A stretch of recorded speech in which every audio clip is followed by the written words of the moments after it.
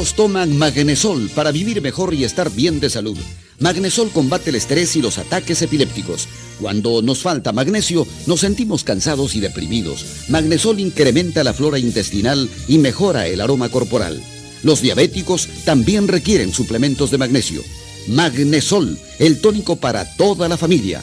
Cómprelo en farmacias, tiendas y autoservicios. Magnesol.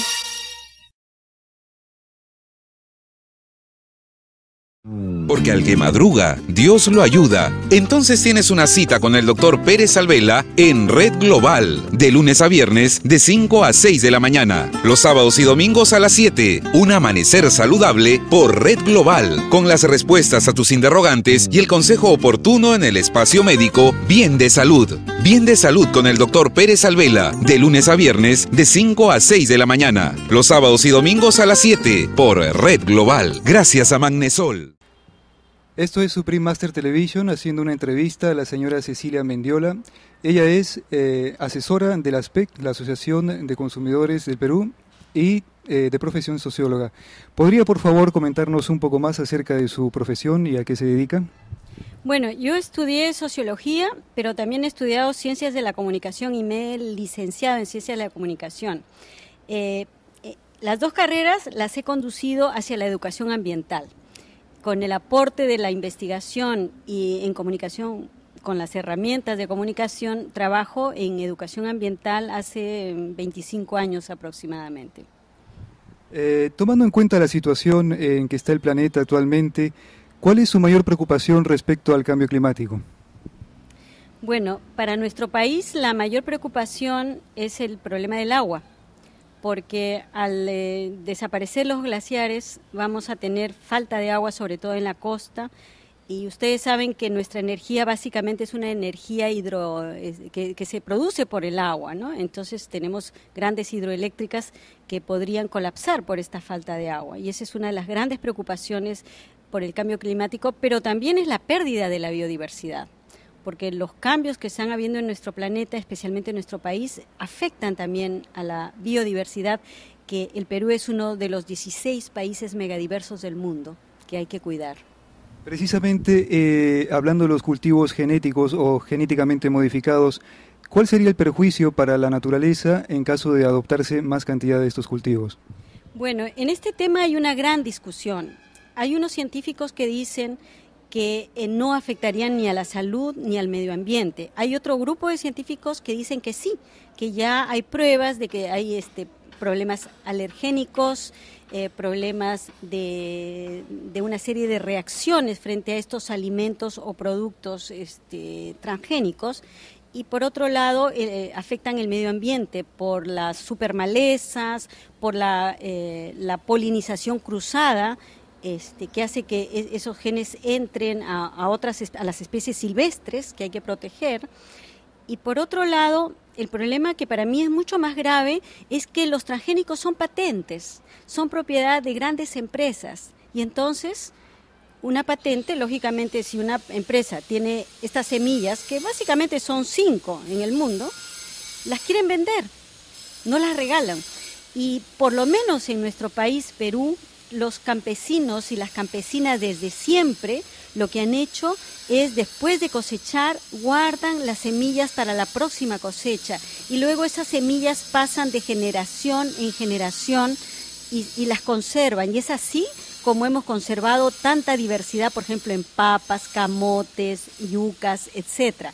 Entonces, ¿qué va a pasar con esos campesinos que si les damos una variedad modificada van a tener que ir siempre a recurrir a la empresa que les va a vender, y entonces se van a convertir estas semillas o estas especies en commodities que van a estar sujetos a los vaivenes del mercado? Y entonces estamos poniendo en riesgo la alimentación de estos pequeños agricultores y tal vez la alimentación del mundo, porque entonces nos preguntamos ahí si es posible privatizar la vida, si es posible privatizar la herencia.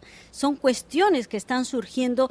Estamos en una nueva era de esta biotecnología, de estos desarrollos tecnológicos tan importantes, pero también vienen las cuestiones éticas a las que hay que discutir, hay que plantear y hay que hacer que reflexionemos sobre estos temas. De hecho, no solamente es un asunto económico, sino también ético, como usted acaba de mencionar. ¿Qué sugerencias tendría usted con respecto a los cultivos genéticamente modificados? ¿Cómo se podría solucionar esto? Yo creo que los países que tienen muy poca biodiversidad, no hay problema, que se dediquen a esos cultivos, necesitan tal vez generar mayor productividad, etcétera.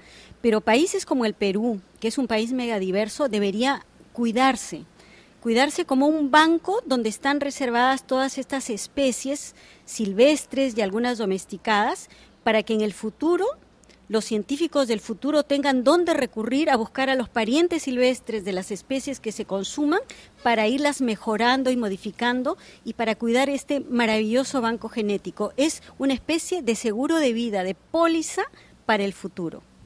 Así es como crear un banco de semillas, ¿verdad? Con respecto al cambio climático, ¿cree usted que el Perú, en especial el Perú, va a ser afectado por estos puntos que se están alcanzando que quizá ya no tengan retorno? Bueno, el cambio climático es un problema creado por los países industrializados. Nosotros contribuimos con muy poco, pero por un lado el cambio climático tiene sus ventajas y por otro lado increíblemente tiene sus desventajas y sus ventajas. Las ventajas para el Perú serían que como somos un país que ha conservado más de 12 millones de hectáreas de bosques, estamos ofreciendo esos bosques que capturan el CO2, que es el principal causante del cambio climático, a los países que no tienen dónde sembrar bosques para poder capturar eso y hacer un negocio.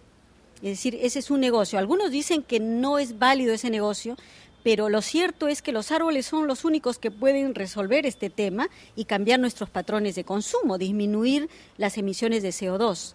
Pero como eso tiene que ver con las grandes empresas, con la producción, con la economía, eso va a tomar muchísimo tiempo. Entonces, una forma de resolverlo rápido es plantar bosques o conservar bosques.